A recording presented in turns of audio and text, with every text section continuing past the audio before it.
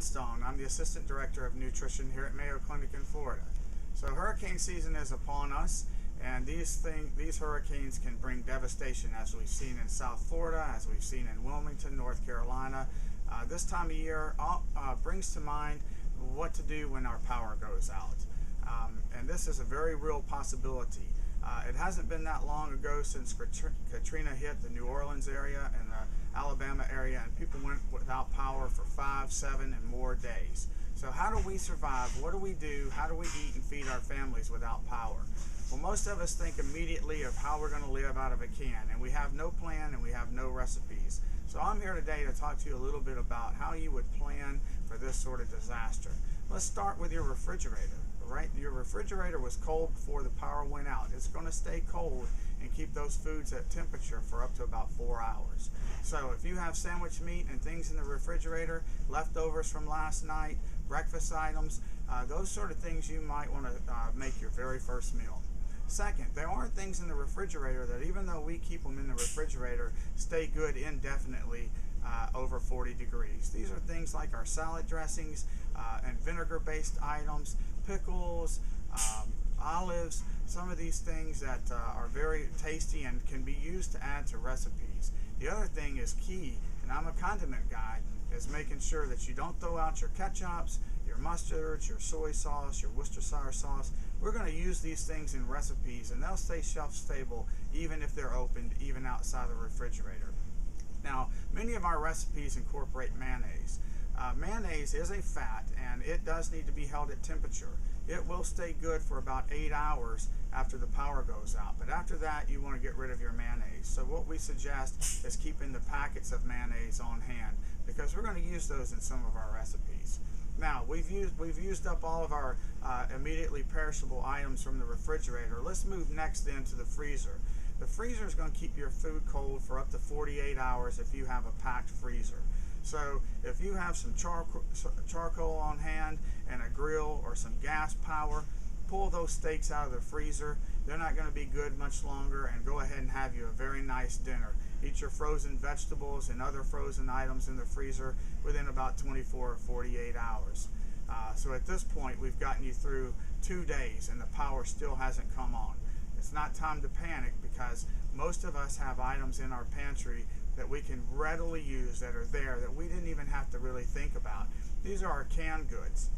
Now, when we talk about canned goods in today's society, we think, okay, we have plenty of canned goods, and we go over to the counter and the electric can opener isn't working. So we absolutely have to have a good old-fashioned handheld can opener. You can have the ones that do the turn, or you can have the old military grade ones that you have to open the can, but please have something to open the can with, or you're going to be in trouble. So we got your can opener, and we're going to start looking for what we have in there. We need protein sources.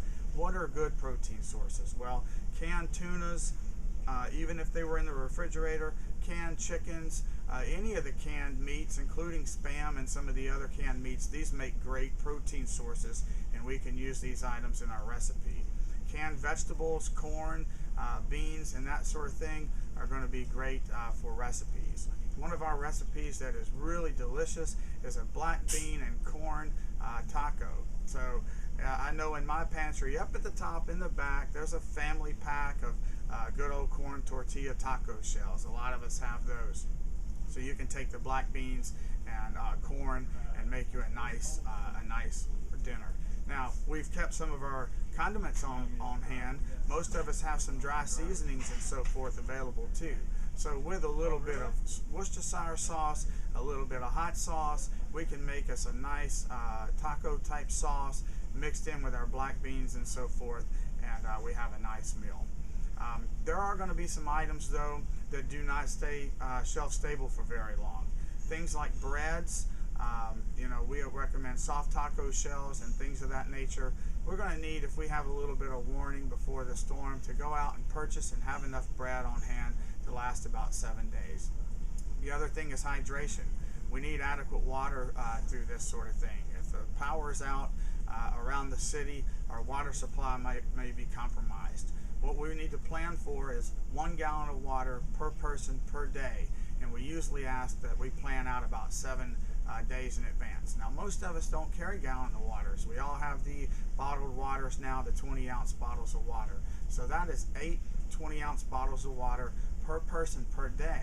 Now, if we start factoring that out over a 7-day period, that's 56 bottles of water, and we often don't think about that. That's more than 2 cases of water per person to get us through that 7 days. So a family of 4 is going to have to stock up quite a bit on water.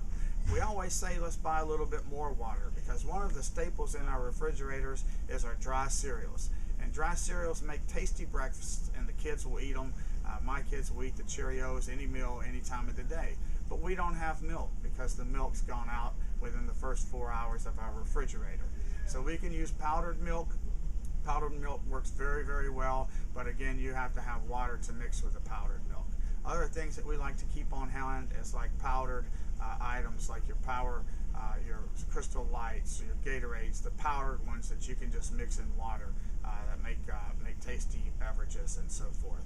So I hope that I've given you enough of a start today to get going, to help make your experience further and to really help you with your plan. If you'll get on our website at Mayo Clinic, we have a number of tools on there to help you. We've developed recipes over the years that make eating out of a can and eating without power not only doable, but tasty and nutritious as well. We want to keep you in shape throughout this 7 days.